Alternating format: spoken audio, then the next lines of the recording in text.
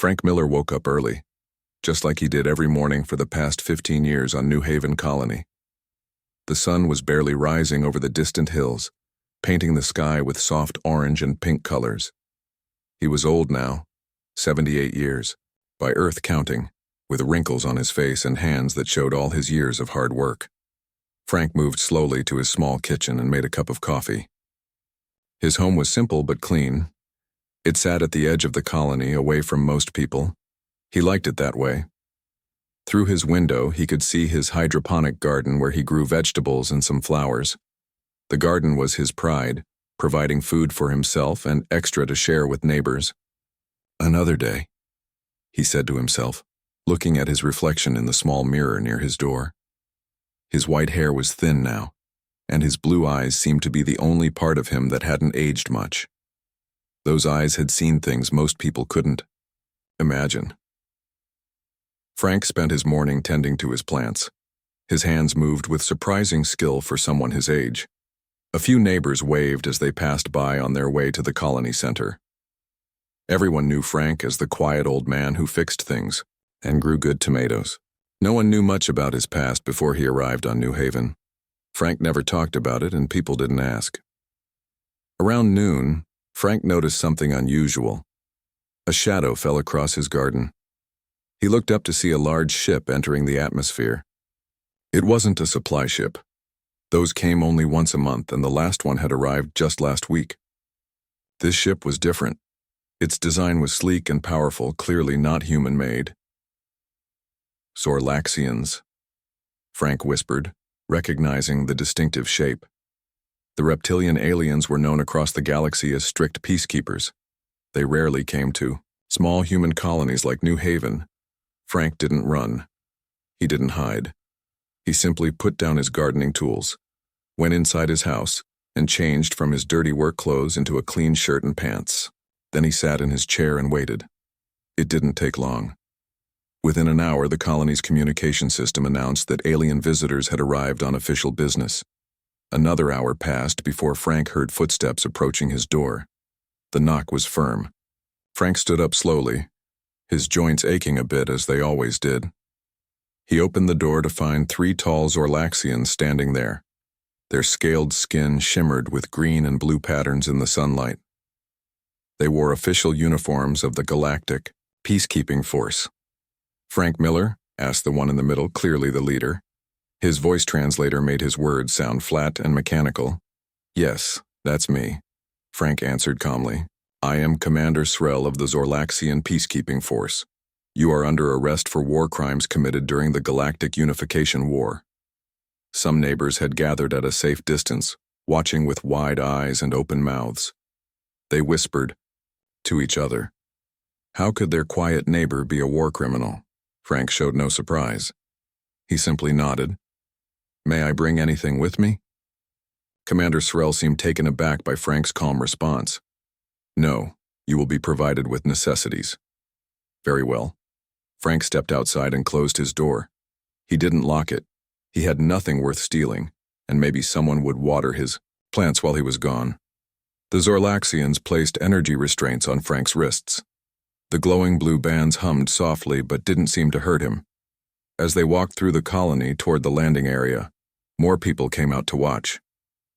"What's happening, Frank?" called Judy from the medical center. She had always been kind to him when he brought her fresh vegetables. Frank just smiled slightly. "A misunderstanding, I'm sure. Take care of yourself, Judy." Young Sam, who often asked Frank to fix his toys, ran alongside them for a few steps. "Are you coming back, Mr. Miller?" "We'll see, Sam. Keep practicing with that repair kit I gave you," Frank answered, his voice gentle. At the landing area, a small transport ship waited to take them up to the main Zorlaxian vessel. As Frank was led up the ramp, he looked back at the colony one last time. For a moment, something changed in his expression, a flash of something hard and calculating in those blue eyes. Then it was gone, replaced by the mild look of a tired, old man. Aboard the main ship, Frank was taken to a holding cell. It was clean but cold, with nothing but a simple bed and a small washroom area. Commander Srel dismissed the guards and stood watching Frank through the energy barrier that served as a door. You don't seem surprised by your arrest, Srel said, his reptilian eyes narrowing. Frank sat down on the bed. At my age, very little is surprising anymore. Our intelligence says you're not who you claim to be. Biometric scans match you to someone known as the Ghost of Vega, a human commander responsible for the destruction of an entire Zorlaxian battle fleet 30 years ago. Frank looked at his wrinkled hands. I'm just a gardener, Commander. Have been for 15 years on New Haven. Before that, I was a mechanic on Proxima Colony. Your scans must be wrong. Srel made a sound that might have been a laugh. Humans all look similar to us, but our technology doesn't make mistakes. Your genetic signature has been altered, but not enough. We've been hunting you for 3 decades. And what will happen now? Frank asked quietly.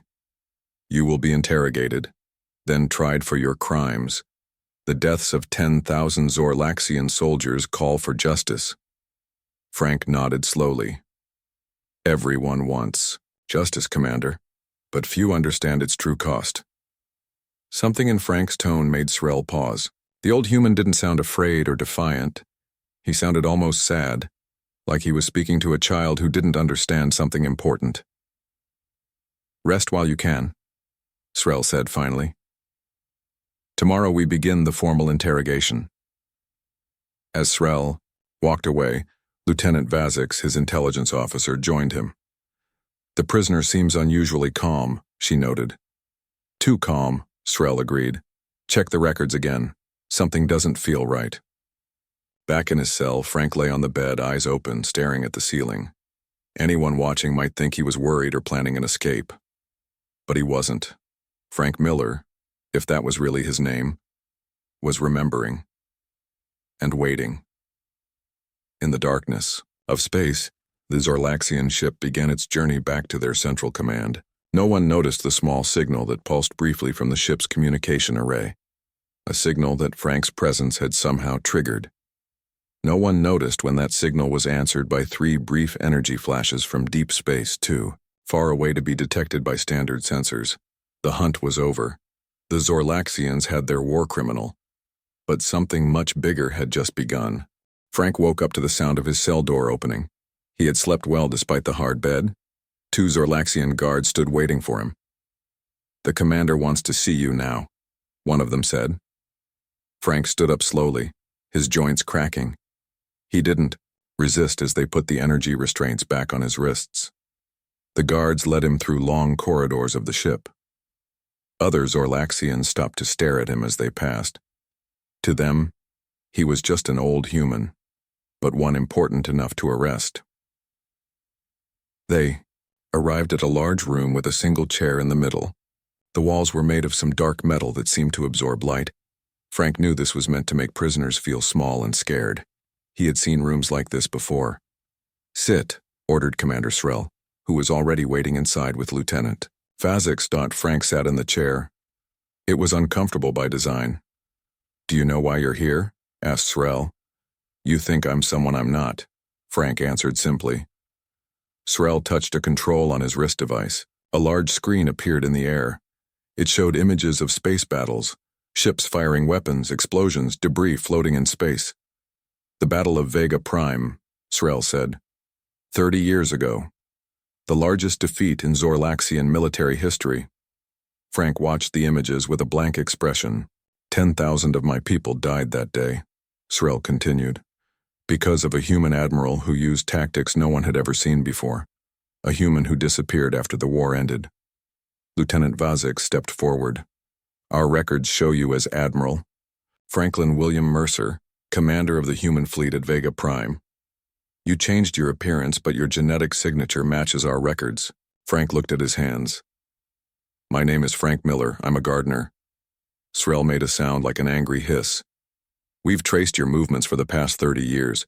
You've changed your name several times, changed your face, but you can't change what you are inside. A killer. The war ended 30 years ago, Frank said quietly. Both sides signed peace agreements. Isn't that enough? Not for war crimes, said Vazix. She touched her device, and new images appeared. They showed civilian ships being destroyed. These were refugee ships trying to escape the battle. Your forces destroyed them. For the first time, Frank showed emotion. His eyes narrowed slightly. Those weren't civilian ships. Srel and Vazix exchanged quick glances. So you admit you were there? Srel asked. Frank went quiet again. I've read about the battle. Everyone has. Those ships were carrying weapons. Srel leaned close to Frank's face.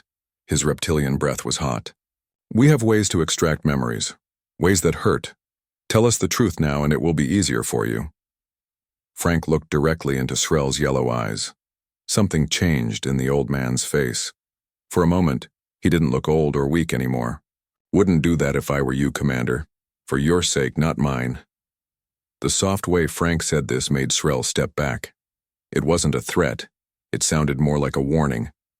Vazix touched Srel's arm. Sir, may I speak with you privately? They moved to a corner of the room, speaking in low voices. Something isn't right, Vazix said. I've been reviewing the records again. Admiral Mercer was 45 years old during the Battle of Vega Prime. That would make him 75 now. So? Srel asked. The prisoner is 78. That matches. No, it doesn't, Vazix insisted. Look at these images from right after the war. She showed Srel pictures of a human man in a military uniform. He looked nothing like Frank. They could have used surgery to change his appearance, Srel suggested. Maybe, said Vazix. But there's more. The tactics used at Vega Prime. They were too perfect. No commander could have predicted our movement so accurately. It's like he knew what we would do before we did. Srel looked back at Frank, who sat calmly in the chair, eyes closed as if resting. What are you suggesting? Srel asked. I'm not sure, but I think we should run more tests before we continue. Srel nodded. Fine. Take him to medical. The guards escorted Frank to another part of the ship. This room was filled with machines and scanning equipment. A Zorlaxian doctor waited for them. Remove his clothes and scan him completely, Vazix ordered. I want to know if he has any hidden technology or modifications. Frank didn't object as they took his simple clothes. His body was thin but had the toughness of someone who had worked hard all his life. The guards helped him lie on a scanning table. This won't hurt, the doctor said, but don't move. Bright lights passed over Frank's body. The doctor looked at screens showing the results, then looked again.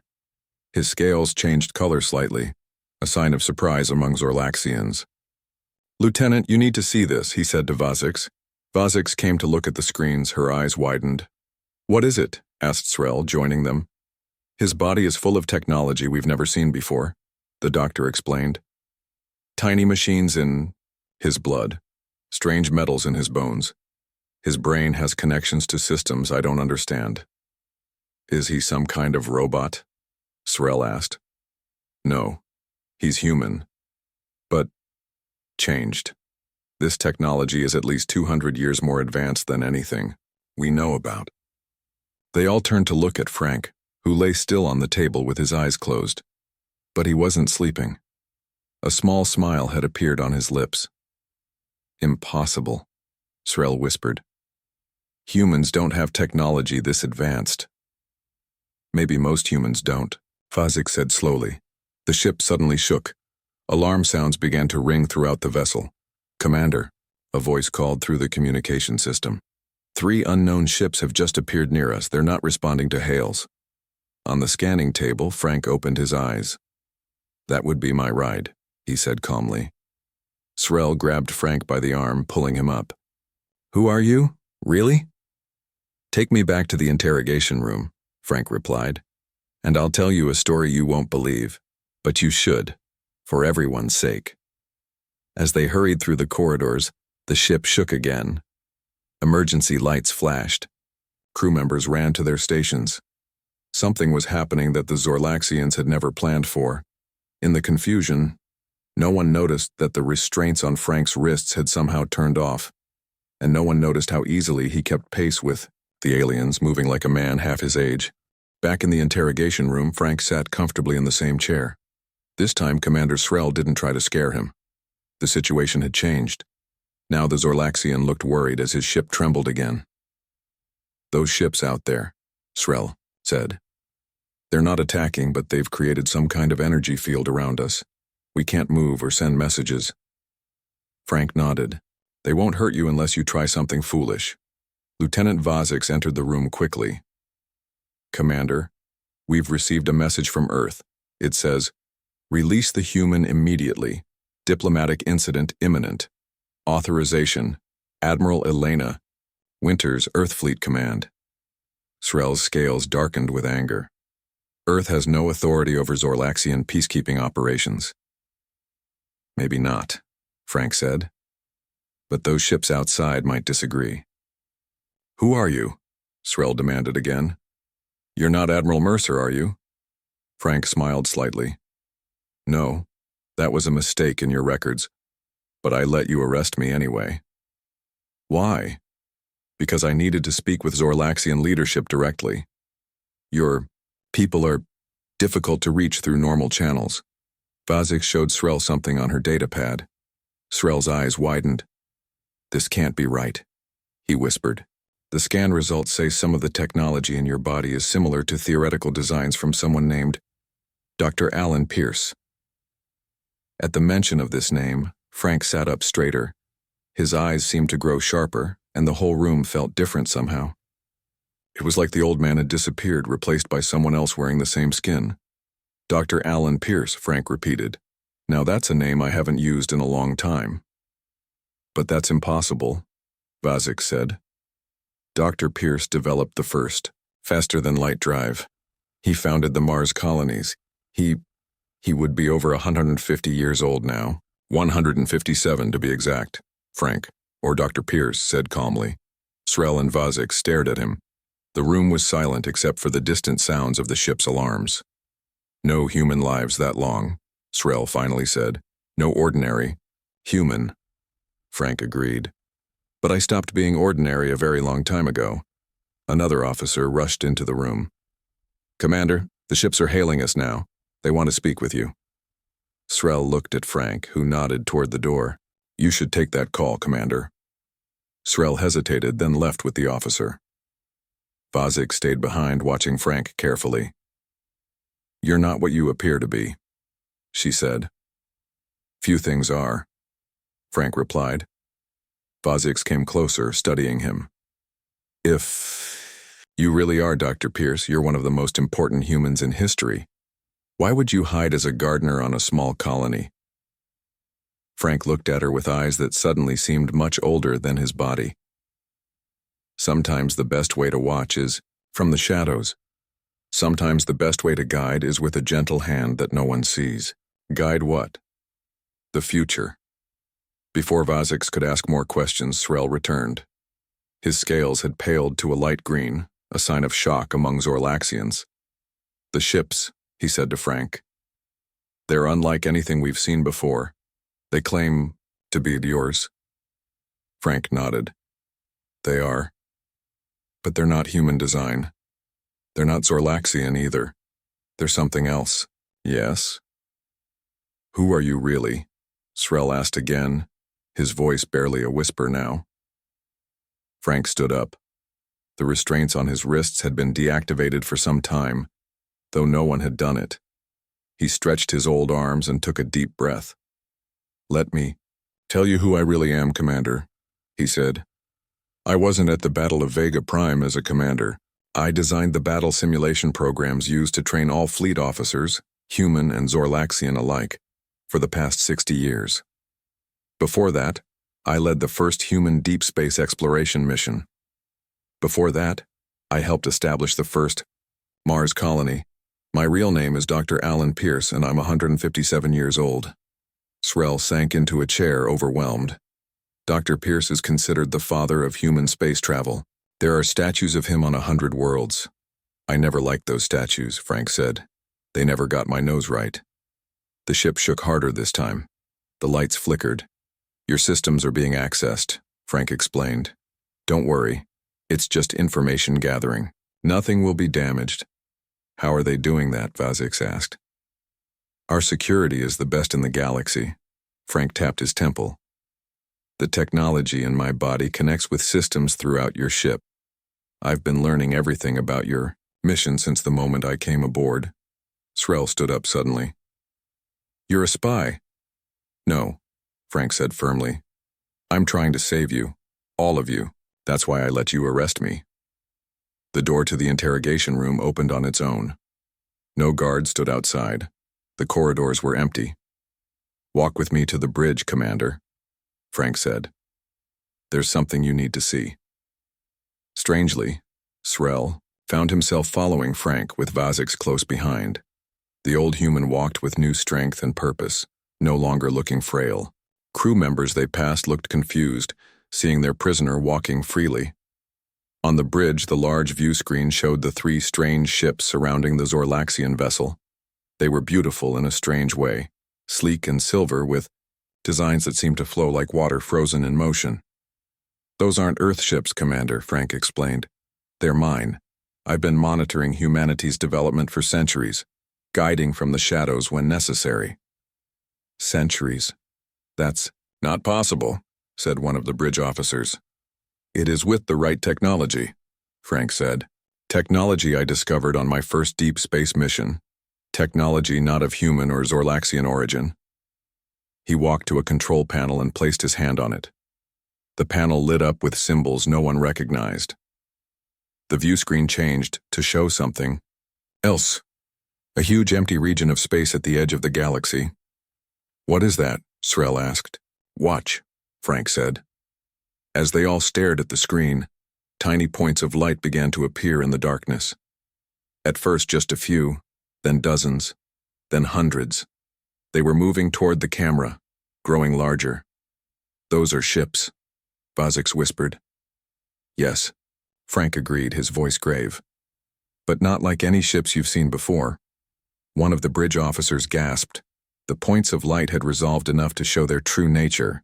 Massive organic-looking vessels, each one bigger than a small moon. What are they? Srel asked, his voice shaking. Frank looked at him with those ancient blue eyes. The reason I've lived so long, the reason I orchestrated wars and peace treaties and technological developments, the reason I let you arrest me. He pointed at the approaching armada. They're called the Harvesters, and they've come to test us all. The bridge of the Zorlaxian ship was silent. Everyone stared at the screen showing the massive Harvester ships. Frank, or Dr. Pierce, stood calmly, looking at the approaching threat like an old friend he had been expecting for dinner. I don't understand, Commander Srel finally said. What are these Harvesters? Why have we never heard of them? Because I made sure you didn't, Frank replied. Knowledge of them would have caused panic, fear, maybe even the end of space exploration. Frank walked to another control panel. The symbols on it changed to match those from before. 200 years ago, I led humanity's first true deep space mission. We went beyond where anyone had gone before. That's when I found them. Or rather, they found us. On the screen, the image changed to show a small, old-style human ship. It looked primitive compared to modern vessels. The USS Discovery, Frank said with a hint of sadness. My ship. My crew. 30 brave men and women who thought they were making history. What happened to them? Lieutenant Vazix asked quietly. The Harvesters took them, studied them, and discarded what was left. Frank's voice grew hard. I was the only survivor, and only because I interested them. Why you? Srel asked.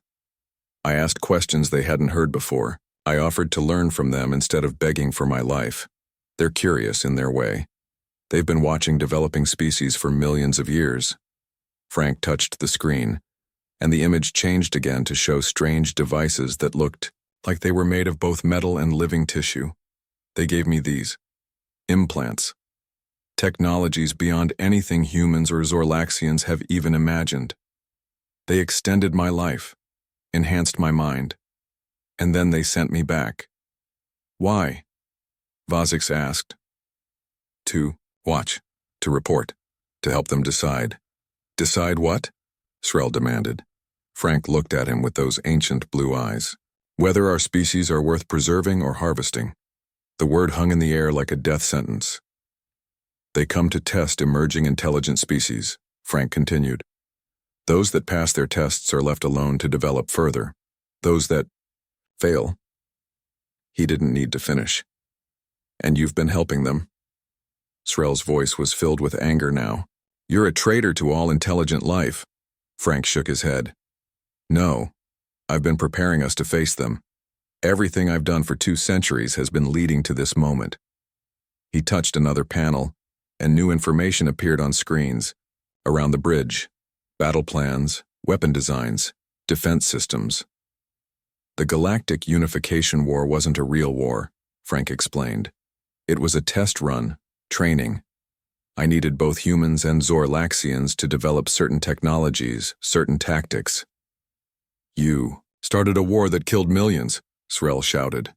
To save trillions, Frank replied calmly. The harvesters have destroyed entire civilizations before. Species that lived across thousands of worlds gone in a single cycle. Vazix studied the battle plans on the screen. Her eyes widened. These tactics, they're specifically designed to counter those ships we're seeing.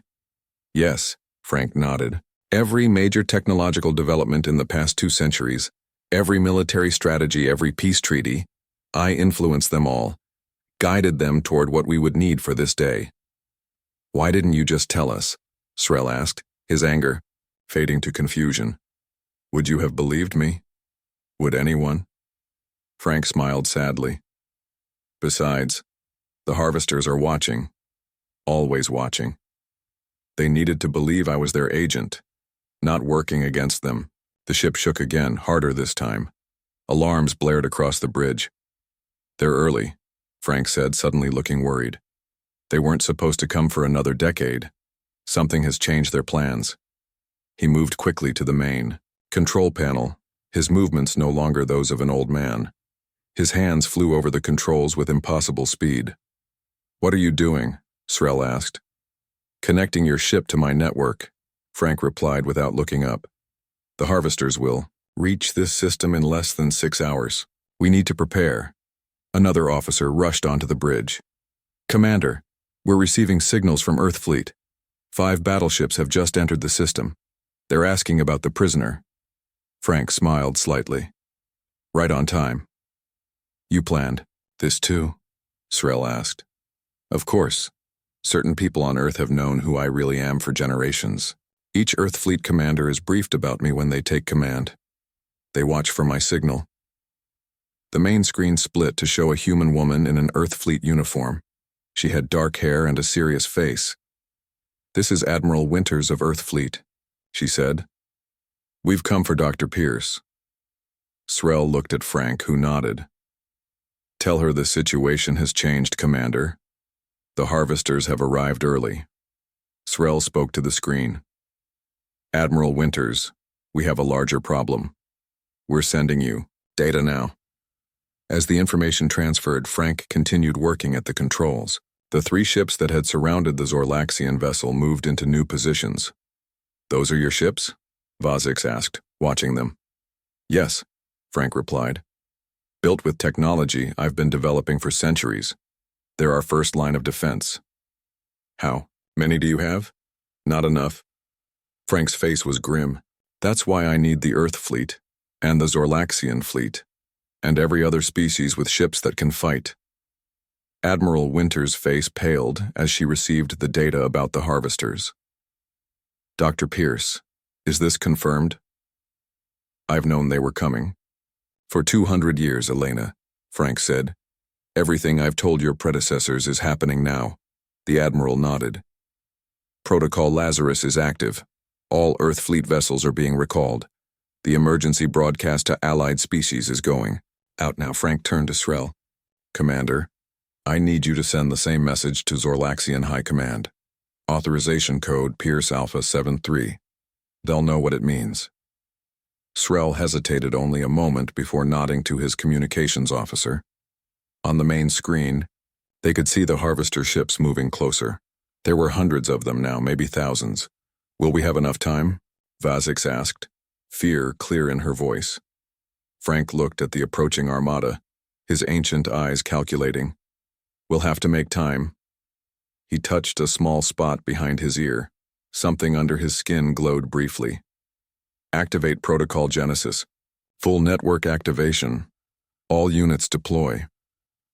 Across the galaxy, on hidden bases and secret shipyards, in deep space storage facilities and underwater bunkers on 100 worlds, lights began to come on. Systems activated.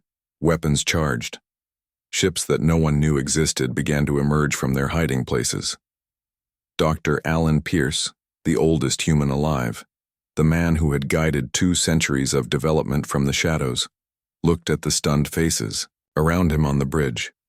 Now, he said with a small smile, the real work begins. Within 3 hours, the space around New Haven colony was filled with ships.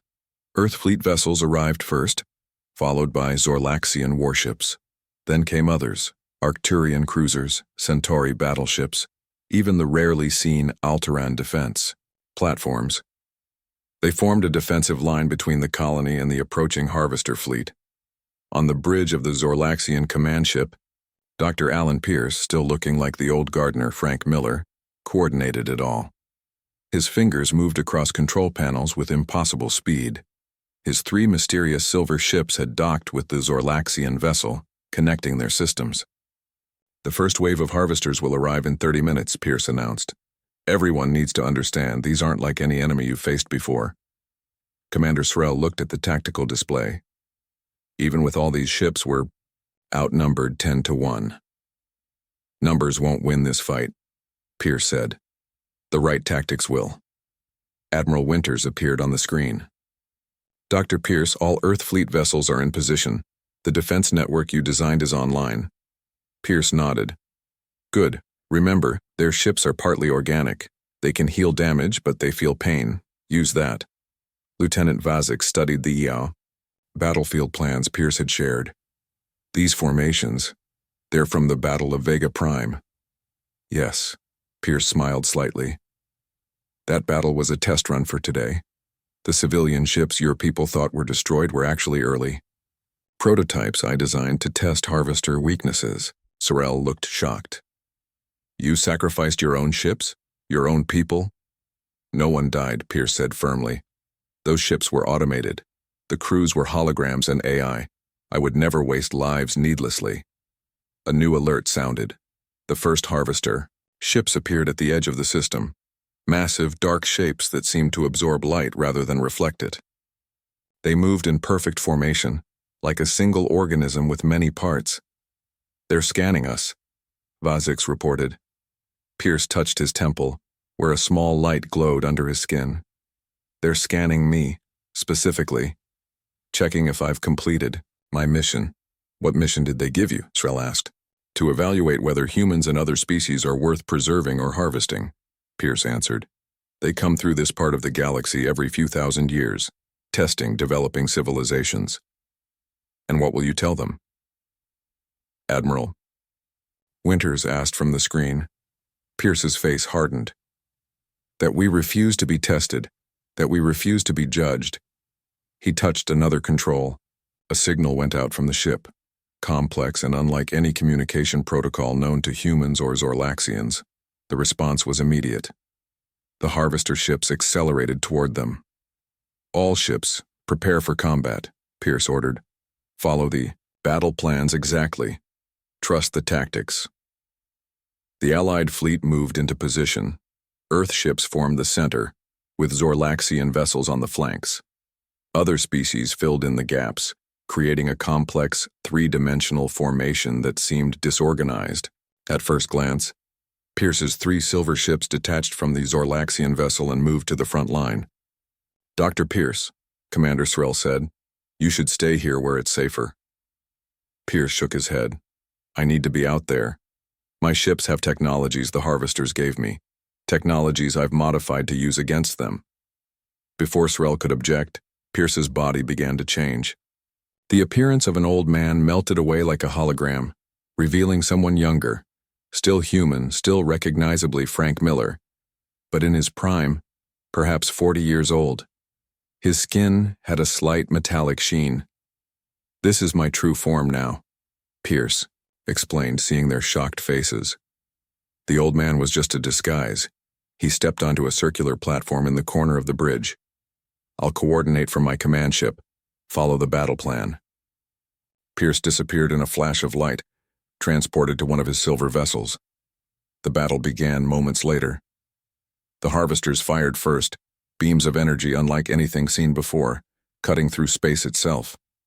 Several Allied ships were hit, their shields failing instantly, but then Pierce's strategy became clear. The seemingly random formation allowed ships to rotate in and out of the front line, never presenting the same target twice. When a ship was damaged, it pulled back, allowing a fresh vessel to take its place. Pierce's voice came over the communication system. Phase 2. Target their forward sensors with the frequencies I provided. Earth and Zorlaxian ships fired modified weapons. The energy beams didn't look powerful, but when they hit the harvester vessels, the massive ships writhed like wounded animals. "It's working," Vazix exclaimed. "Their biomechanical systems are vulnerable to those frequencies." The battle raged for hours. Ships were lost on both sides, but the harvesters suffered more damage than expected. Pierce's centuries of preparation were paying off. Then the largest harvester ship, twice the size of the others, broke through the defensive line. It headed straight for New Haven Colony.